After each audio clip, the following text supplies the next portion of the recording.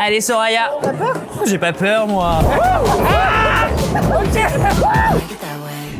On va faire l'attraction Big Thunder Mountain et tu vas me donner plein d'astuces pour ceux qui nous regardent puissent préparer au mieux leur visite. Ça te va? Il y a des questions pièges? Il n'y a pas de question piège. Première astuce, faire pipi avant. Ah, ça c'est déjà une première astuce. Ouais. Allez c'est parti, on peut plus faire marche arrière.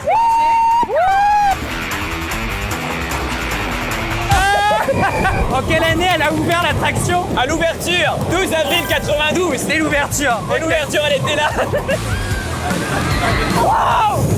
On s'est un peu mouillé là. Et du coup, tu peux me dire où est-ce qu'il faut se placer dans le train pour avoir le plus de sensations? Juste derrière. Est-ce qu'il y a des éléments cachés dans l'attraction que tu voudrais donner aux gens? Il y a l'oiseau tonnerre qui est bien caché. Et il y en a un autre qui n'est pas accessible directement depuis le train. Vous ne pourrez même pas le voir dans l'attraction. Mais sachez qu'il y en a un autre qui est caché. Il y a le Mickey caché dans la première montée. Ok. Quand les gouttes d'eau tombent, ça fait un rond et 3 ronds. Ça forme une tête de C'est ça. Mickey finalement.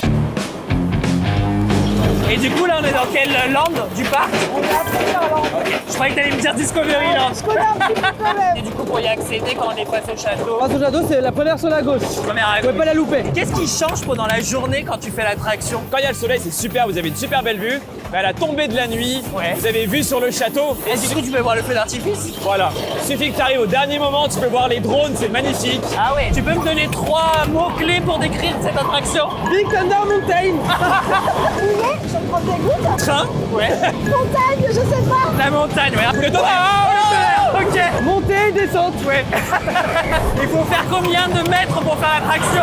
1m02 précisément. Ok. C'est la taille qui compte et pas l'âge finalement. Beaucoup de sensations dans les montagnes. Ça secoue, hein?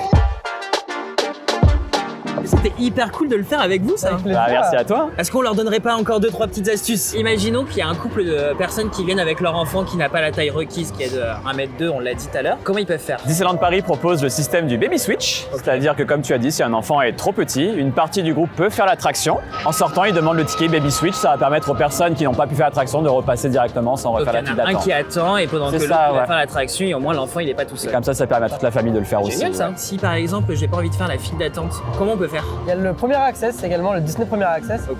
C'est un service payant qui permet de couper tout simplement la file. Donc ça évite de faire des 40-50 minutes et au lieu de ça on en a pour 5-10 minutes maximum. Ah mais trop pratique. En fait tu C'est ça. réserves ça dans l'application mobile de Absolument. Disneyland Paris, Ouais, tu c'est fais ça. pas la file d'attente. Ça optimise ta journée Ça de optimise dingue en ta vrai. journée de- Complètement. Trop bien. Bah, merci beaucoup pour toutes ces astuces. Merci on à se toi. retrouve bientôt peut-être dans une autre attraction. Avec plaisir. Avec plaisir. Allez, à bientôt. Ciao. Un petit cri de guerre.